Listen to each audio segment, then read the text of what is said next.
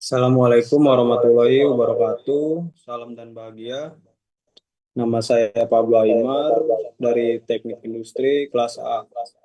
Di sini saya akan mempresentasikan tugas UAS proses manufaktur yang berjudul pembuatan gagang sendok bayi menggunakan teknik pengecoran logam metode sand casting. Penulisnya Muhammad Raihan Nur Fajri, presenternya dengan saya sendiri yaitu Pablo Aimar dengan NIM 2023012029. Nama jurnal pembuatan gagang sendok bayi menggunakan teknik pengecoran logam metode sandcasting. Tahun publikasi 2024. Pendahuluan. Latar belakang. Pengecoran logam dengan proses sandcasting telah lama digunakan dalam industri manufaktur. Salah satu bahan cetakan yang sering digunakan adalah campuran pasir. Pasir silika berfungsi memberikan permeabilitas yang dibutuhkan untuk proses pengecoran. Sandcasting merupakan metode pengecoran dengan memakai media pasir silika. Jenis pengecoran ini paling banyak digunakan karena sangat fleksibel dan memiliki penyusutannya yang baik selama proses pendinginan sehingga mengurangi risiko kerusakan pada material hasil produk pengecoran. Biaya produksi terbilang rendah dapat digunakan untuk pengecoran material besi dan non-besi dengan kapasitas berukuran cukup. Penelitian ini bertujuan untuk menguji secara menyeluruh teknik sandcasting dalam proses pembuatan gagang sendok bayi. Fokus utama dari penelitian ini adalah memastikan bahwa metode tersebut mampu menghasilkan cetakan dengan kualitas optimal, yang tidak hanya kuat dan tahan lama, tapi juga aman digunakan untuk bayi. Selain itu, penelitian ini juga mengevaluasi efisiensi produksi yang dihasilkan oleh teknik sandcasting, termasuk kecepatan proses, penghematan bahan, dan minimisasi cacat produksi. Dengan demikian, penelitian ini diharapkan dapat memberikan kontribusi signifikan dalam meningkatkan mutu dan efisiensi dalam industri pembuatan peralatan makanan bayi. Metodologi penelitian. Metode yang digunakan pada pengujian ini adalah sandcasting dengan cetakan pasir silika. Cetakan ini termasuk ke dalam cetakan sekali pakai atau expandable mold. Pada gambar tabel 1 ada bahan dan peralatannya. Bahan 1 timah solder, 2 pasir silika, 3 air. Peralatannya ada 7, yang pertama tungku peleburan, cetakan pasir, sendok cor, penjepit, tepung, kuas, dan martil.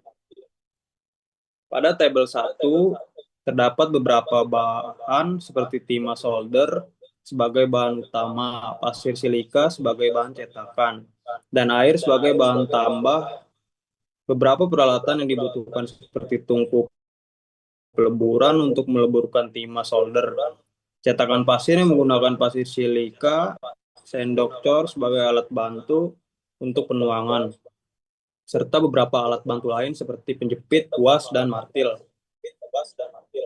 Di gambar 1 ada alur proses pengecoran logam sandcastingnya. Gambar 1 alur proses pengecoran logam sandcasting secara keseluruhan. Gambar 1 menggambarkan alur dasar dari proses pengecoran logam, mulai dari pembuatan cetakan hingga pendinginan material yang menghasilkan produk akhir dengan bentuk yang diinginkan. Gambar tersebut menunjukkan diagram alur proses manufaktur yang terdiri dari 4 tahap utama dalam pembuatan suatu produk, khususnya dalam konteks pengecoran logam. Berikut adalah uraian dari setiap tahap yang ditunjukkan pada diagram tersebut, yaitu 1.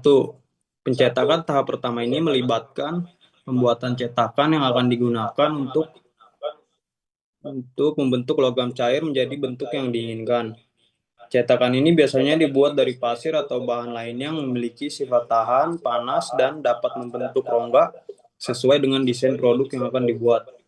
Menggunakan 2 buah rangka kayu ukuran 1x4 untuk menampung pasir silika, benda sampel dibutuhkan untuk membentuk pola di antara kedua buah rangka kayu yang sudah tersedia. 2. Peleburan pada tahap ini. Material logam dipanaskan hingga mencapai titik lelehnya sehingga berubah menjadi cairan pelaburan. Biasanya dilakukan dalam tungku yang dirancang khusus untuk mencapai suhu tinggi yang diperlukan untuk melelehkan logam.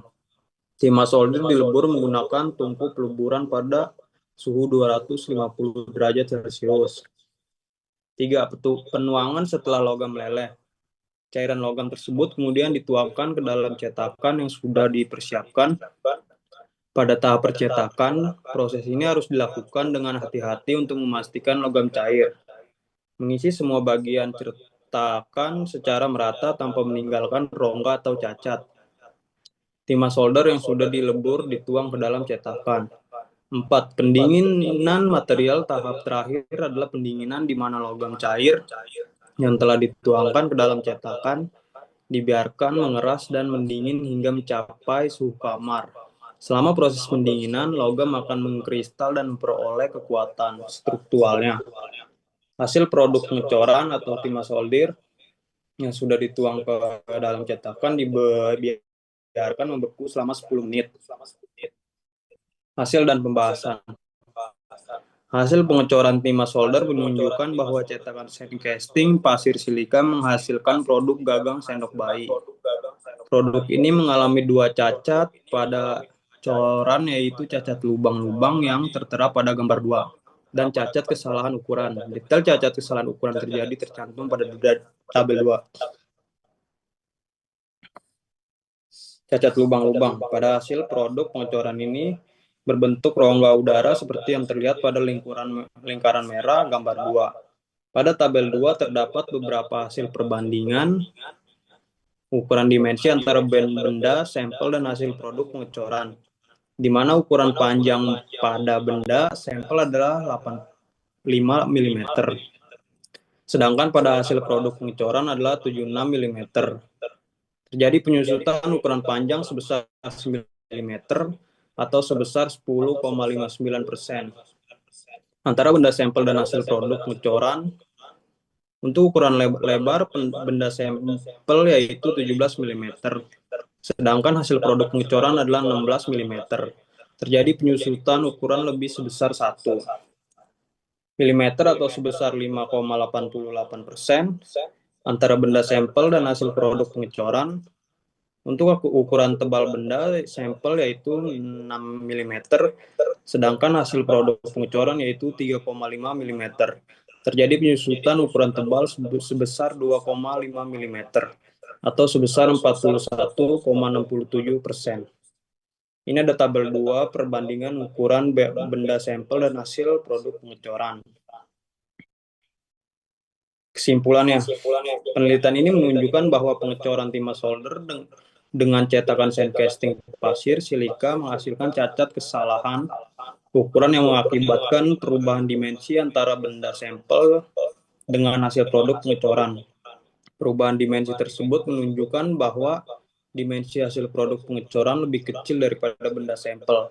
Di samping itu juga terdapat cacat lubang-lubang yang dialami oleh benda hasil produk pengecoran. Terima kasih. Sekian yang bisa saya sampaikan, kurang lebihnya mohon maaf. Assalamualaikum warahmatullahi wabarakatuh.